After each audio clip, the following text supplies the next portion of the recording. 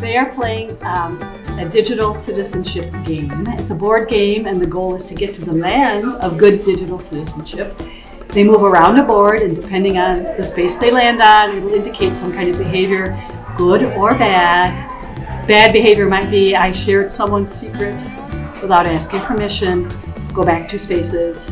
A good thing might be I posted an original artwork. Well, the game is showing us some like real-world examples of problems that we could do and like some downsides or consequences of like poor actions. It's important to learn about digital citizenship so you know if what you're doing is right or wrong, because you don't want to make any mistakes that seem minor but could affect you for the rest of your life.